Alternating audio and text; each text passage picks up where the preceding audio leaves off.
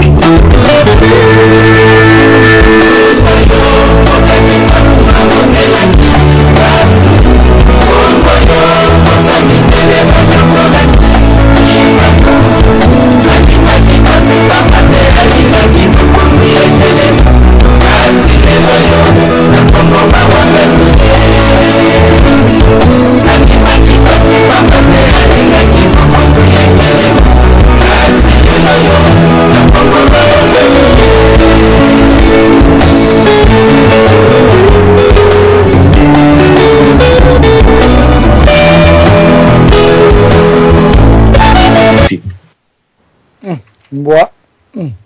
Ewo.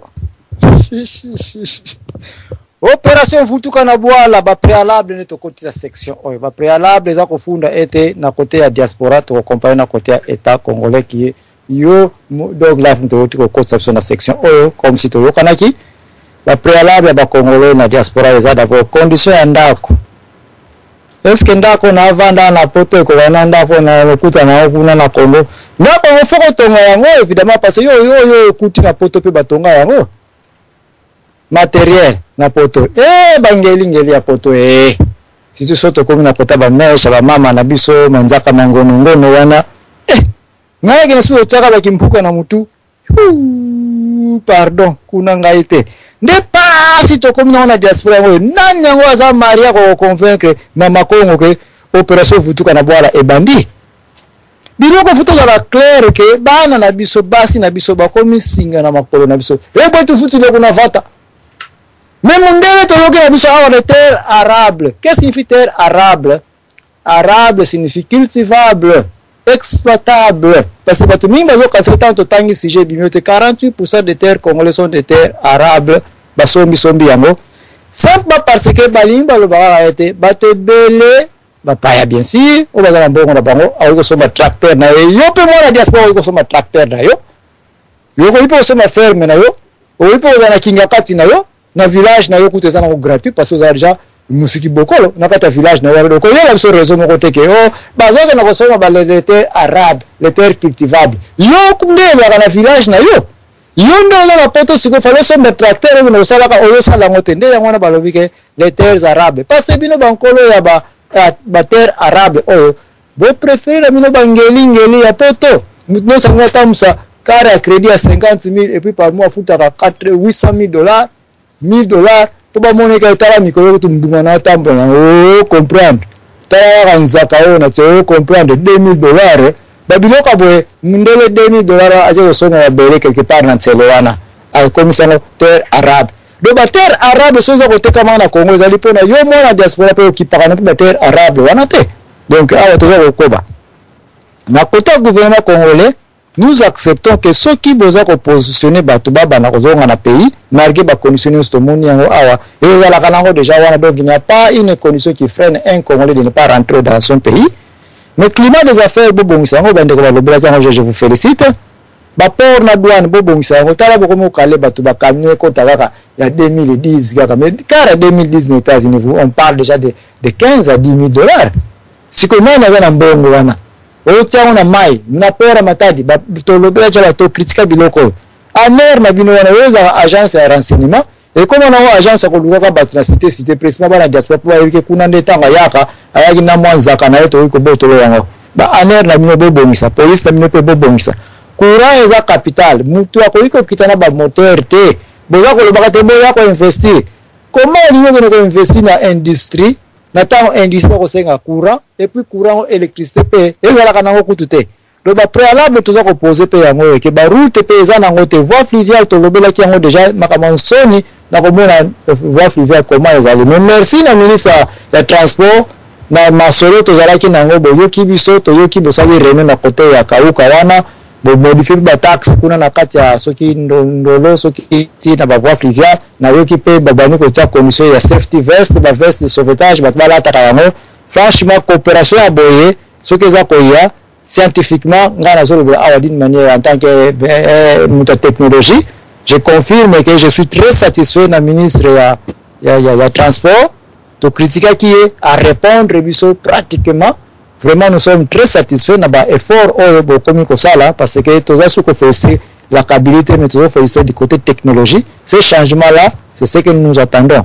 Alors, et si quelqu'un a tracasserie, bon, ça va tracasserie sur la diaspora azonga. De kunande toza ko continuer wana nde to koyeba ete to komi prêt ya kozongela ka kolia ba mbinzo na biso pototika ba McDonald's to ndimi kolia ka bandaka na biso ya Goma pona kotika ba plastique ya ba biloko na ngoza kotekela biso na ba balabala ba mindele awa parce bedu falu na ko to lia ka metala mabumu to komi na oreba mabalo bana biso ake longola kilo nene pa ngombe na nzato nanga no to zongela siko ba makazu na biso kuna po pesa biso santé na biso ya bien na ba misibi.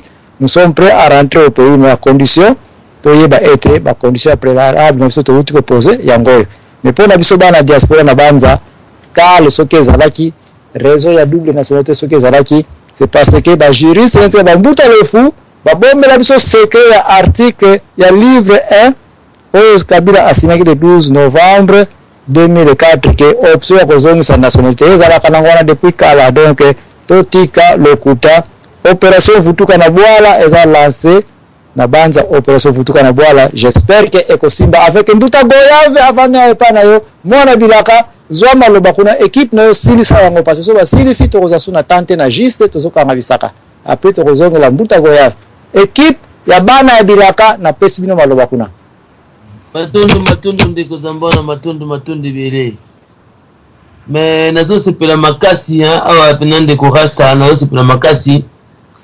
Mais tous les gens qui se comprendre toujours même makambo même manga na biso ta mususu ezandenge moko te pour la auto lokande ko moko auto loba awa bon naza justement persuadé que y a comprendre qui idéologie nangati pour en fait à critiquer en gros mais dans une idée que moi j'ai comme idée de base donc je sous-entends qu'il m'avait justement pas bien compris donc ça na zone de la paramètre on mamuke. En fait, dès que moi intervenir il part comme un juriste avec des mots, il a un gros français, j'apprécie, mais bah détailler belé, à doit monter la considération. Parce que, par exemple, tant que l'on manque nationalité, mais ça change quoi à la situation du Congo? Que quelqu'un ait une nationalité congolaise, qu'il l'ait pas, et qu'il ait une double nationalité, est-ce que vous pensez vraiment que ça changerait même le 9e inférieur de la situation du Congo? Je pense même pas. Donc, tout s'attarder on a été. Et de deux, au lieu que un déconnaissant juriste on a s'attarder dans Makambouana, et balelo est-ce que ceux qui battent tout bazongi ba congolais na but ba qui ne voter parce qu'ils sont contre ou pour un régime en place? Est-ce que vous pensez vraiment que bah acte de ça la vote, vous croyez vraiment que ça compte ou que c'est compté? Point ça comme si on vivait en 2014 était. Est-ce que nous ne savions pas que les loyo toujours bien en diaspora pour n'anga ça n'existe même pas, c'est virtuel la diaspora congolaise et ça en bon mais ça sous-entendre que Ezali, mais si vous croyez vraiment que ceux qui américains va payer biso mindoki bato misus ba pesi biso nyonso tout wali bon lolo oyo pouvoir est en place au combine diaspora boligny en côté bozo biloko boko longolango. Mais est-ce que vous êtes vraiment sûr que on va y arriver? C'est une blague, c'est une blague. C'est comme si les gens ne savent pas en fait que depuis que le Congo, depuis que le Rwanda, depuis que l'Ouganda, depuis que le Gabon, le Congo-Brazzaville, l'Angola, depuis que ces pays existent qui sont sous la colonisation et sous le régime du tyran, il n'y a aucune décision, aucune initiative d'une diaspora quelconque qui pourrait être au-dessus de la volonté occidentale. Ça, il faut que tout le monde le sache. Donc, les gens cause de que Kabila a lobby, bah Congolais n'y surtout pour prendre zonga simandé, bah Congolais n'y surtout bah zonga, ben oui, normal. Mais est-ce que dans temps normal, à le bango, les Congolais repartent chez eux? Prends tout ça comme si tu avais habité. Les Congolais repartent chez eux. Mais ce que commis repartir par un appel d'un engagement politique, ben alors là, il faut prendre des engagements. Ça veut dire quoi? Bino ba Congolais au bozala kuna, bo bozali mayele, bo bozali na mbongo, bo ya ko investir. Mais ndeko nanga zambe na ko le veloga eloko moko ta msubiso tout ozo ignorer. Au moins ya, tout sous-entendre que Kabila alingi ba Congolais bo bazana poto, ba ya Congo pour s'investir. Mais tout bon sénateur que ce résuit deux Congolais au bazara na poto, ba ko ya fanda na poto za mona mikile abonga. Ozu bango mi balé. Ata 10. Au jusqu'au mona kin. Oh, le bagage pina mona kin na fana na kin na bonga. Boko ce matin mona kin na olia mona kin ou le mona kin na coopérant à bonga. Coopération les araté que oh non, coopération le pina ya solo ate ka ba diamant bon abonga quoi le mona kin na bonga le ko la ado mumbole. Ado mumbole fa amona potote hein. Mona Afrique. Abonga na kin. Parce que bon comparer na mona kin ou na poto wa bonga. Oh, les cas de Mumbole. Moi, personnellement, je ne connais pas de Mumbole. S'il sort devant moi, je ne peux pas savoir que c'est lui. Mais le fait que Nayoga Kandinga va Congo, il Bonga, donc Nayebi Kabonga. Mais Nayebi Congolais, à mon côté, na poto, awa, avant d'ata 20 ans, Balbaka Bonga, attends, Balbaka Bentley. J'en connais aucun. Donc ça veut dire quoi? Que ceux qui parlent mieux que la Congo, Bongo, ça ne veut pas dire, parce que Mongo est en Congo, il y a un Congo, mais c'est comme tout le monde on appelle, il y a engagement politique, il faut organiser ça. Motazaka na poto wazaka na musala. Soka salita za na chômage. Mutanga osonga kuna situation, il va se trouver avec. Là ça devient, il faut organiser ça parce que ça devient, bozonga na appel, il y a un engagement politique du chef d'État. Merci. Merci. Naebite kuna soki mutazalazo 1 minute soki te. Mutaza ako sisa 1 minute. Matondo. Monika ba limite za. Allo oui. Monika Matondo ne toza ko loba. Nga pona loba pona zala mukuse na loba boye. Na loba boye pe na répéter à chaque fois. Congolais, Sénégalais, Maliens, Burkinabé, Togolais, toutes ces appellations là, même français, même allemand, même belge, toutes ces appellations là, mais là sur Rana, na mabelo biso to uta. Ça veut dire quoi? Ça veut dire ba frontière batela biso. Ba mindelo batela biso. Est-ce que biso met likambulelo ya Congo to comme ça le Congo Brazza mais Brazza c'est exactement mundele même pas Congo diamfo Congo makoko.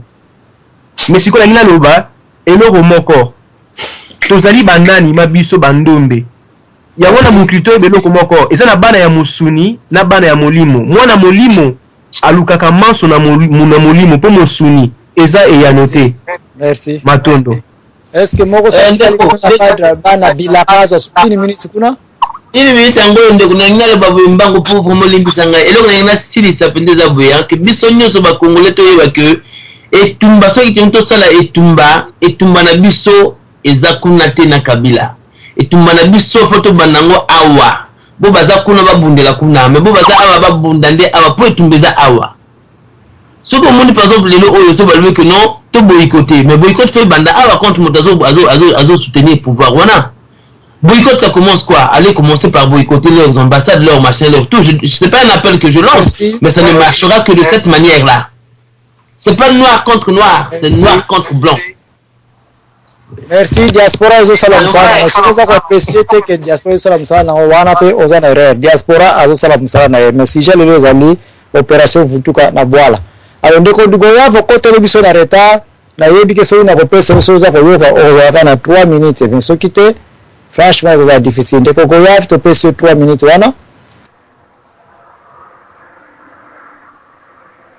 Et que Goya finalement accueilli, on ne peut rien faire. Il y a un invité à venir avant. Donc live aux 2 minutes et puis vous allez faire aux 2 minutes pour tirer conclusion. Donc live 2 minutes na yo. Oui, merci Papa Zambana. Au moins, tu vis vraiment tout ça réaliste, même de quoi lobby, donc français, japonais, tout ça, tout robot est monté et d'une certaine façon. Mais il faut pas croire comme si donc il t'a pas un Zambé. Comprenez Papa Zambana, tout mais comme ça la différence entre ce que l'homme a établi et ce que la nature a établi. Vous comprenez? Donc tout mais quand c'est surpassé pour tout comprendre ma solo. Il y a un moment où tu vas comprendre la banauté. Alors, moi personnellement, comment vous comprendre que vraiment le seul maître est destiné là et que moi vraiment un facteur le plus important dans le développement de la vie. Tu vois, c'est pas les autres qui décident, c'est vrai. Non, les alliés, ceux qui n'ont pas voyagé, il faut qu'il y ait un aéroport, il faut se soumettre à la loi. Mais il faut Lucas pour comprendre la maëlle à Batouana, si pas eux qui la baronne à maëlle. De veut dire qu'on s'allie semblant, mais au boulera autrement. Je ne sais pas si tout le monde comprend. C'est là où on a un peu une difficulté parce que, et là, vous avez une importante, tu vas comme ça, comme parole d'évangile. Et là, vous avez utile dans la vie de Bisso, tout le monde en est tigara blablabla. Or, c'est là où on a inversé le rôle, la nature et l'artificiel. Il y a aussi vraiment jeunesse surtout, parce que, je m'excuse, hein, mais papa, déjà, l'équipe a 60 ans, déjà 50 ans, on va comprendre ma camouille. La minute est comme il passe, le biso jeune, tout ça, obligé de supporter l'idéologie na bango, ou peut-être pour nous, ça peut paraître un peu démodé, et tout accompagner bango, tout en assumant aussi la relève, il y a jeunesse et après, pour tout maintenir équilibre. Merci, Nazong Simaloba. Merci, Toké Nambutalefou, 2 minutes nayo. Ah oui, merci Papa Zambana. C'est avec regret que je termine cet extrait à intervention d'Angaï. Mais de toute façon, le sujet est tout tellement fleuve et biaisé dès le départ sur base des principes. Et parce que nous venons simplement recadrer les principes. Ou quoi nango, mais on ne peut pas fonctionner autrement sinon dans un cadre régulé. De deux, je crois que les États sont là, les pays sont là, et chacun est attaché à sa patrie. On voit à la Coupe du Monde que vous ne croyez pas que vous êtes déraciné, ça c'est votre droit et c'est votre liberté. Et moi, ce que je refuse, c'est que je puisse penser à la place de l'autre. Hein? Le yoga souvent auto, biso, bino banani, to nani wana. Non, parle de toi. Si tu as une décision, prends ta décision à toi individuel. Ça, c'est le principe il y a liberté fondamentale de tout et chacun. Parce que chacun, je ne veux pas demander à chacun quelles sont les raisons qui l'ont poussé de venir, de s'immigrer. Ce n'est pas le droit de n'importe qui. C'est son droit personnel. Donc il a ses raisons propres. Alors comment moi je vais me porter, me transposer le niveau naïf pour le banaï qui faut ça la tout biso tout ça la non, chacun est libre de décider de prendre sa décision. Alors donc je ne peux pas venir parler mais souvent dans l'intervenaka, je dis mais comment quelqu'un veut parler de deux adultes qui sont en rapport dans leur amour, et vous faites congolais. Mais ça, c'est n'importe quoi. C'est ce que j'appelle la dramatisation et la généralisation de bas niveau. Enfin, Papa Zambana, vous savez, Dieu a donné de l'intelligence pour ceux qui croient en Dieu. Ceux qui ne croient pas, c'est aussi leur liberté. Mais la nature est donnée à l'être individu. C'est ce qui le dissocie de l'animal. La capacité de s'organiser et d'organiser ses rapports ou ses relations avec autrui. Autrement, nous ne pouvons pas vivre ensemble. Parce que l'autre est différent de moi. On se le dise. Mais il n'est pas mon ennemi. Nous nous complétons parce que mes capacités ne sont pas les siennes et les siennes ne sont pas les miennes. Donc, mis ensemble, nous pouvons avancer et organiser la société. Donc, quelqu'un qui a eu l'idée de monter ou de fabriquer une voiture, nous en utilisons tous parce qu'il fait partie de ce qu'on appelle la communauté des humains. Mais les humains sont organisés de sorte qu'il y ait des Congolais, des Angolais, ainsi de suite. Que vous y croyez, que vous n'y croyez pas, c'est votre droit le plus élémentaire. Mais les droits existent et existeraient toujours. Sinon, rentrez chez vous. merci na conclusion kitoko uti kopesa bandeko merci na ndenge bosili kolanda biso awa to uti kolobola opération vutuka na bwala mutu awa toyebi était un président aza en charge to le patron ya ministère ya justice na armée selon constitution na biso ya Congo.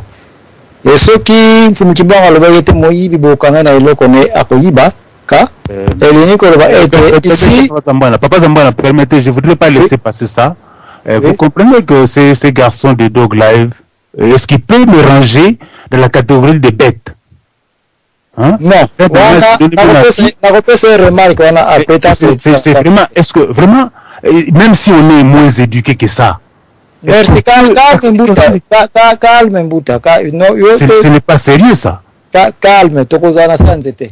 Alors. Non, je refuse, mais je ne peux pas digérer ça. Merci. Merci, je comprends. Mes excuses aussi. Na place ya bande konyos pe boti kolanda nyonso oyo. Donc ngai na meli aona senya excuse. Alors, na lina le baraka boyeke président avara patron ya ministère ya justice, patron pe ya armée, azana signature na ye oyo babonaka veto. Moyibi bakokanga na eloko na ye ayibi.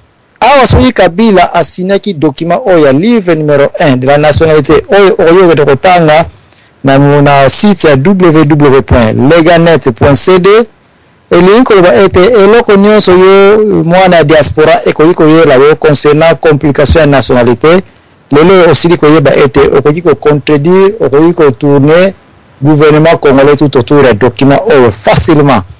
Mais surtout soki ba nationalité par adoption ya bapaya bapesi bango espace ya bazwa nationalité congolaise qui est tiaka ba Rwandais bakoti na bango bangolais banani bapesi bango pasa vandi 7 ans na kati ya Congo pona yo nkolo ya mboka ya makila phrase moga na kotangela ya suka awa oyo yemo Kabila sinaki mutete singa na kingo na pandezo na ye ya koloba ete la loi laisse l'ouverture à toute personne qui possédait à la fois la nationalité congolaise avec une autre nationalité de se déclarer dès l'entrée en vigueur qui est le 12 novembre 2004 de la présente loi afin d'adopter pour l'une d'elles. Donc, option ou bien opération Vutuka na Bwala, elles allaient concrétiser que oui, discours à Kabila le 30 juin, elles allaient un encouragement pour la yomwana diaspora au Vutuka na Bwala. Awa, ngaye na kote lito na détruire te. To sali musala na biso oyo bofutela kabiso na radio lisolo. Merci na bande konyoso bosi kolanda biso nde tokutana lisusu semaine prochaine. Alors, bika tata nzambi ya mbulu, yeka kuteba.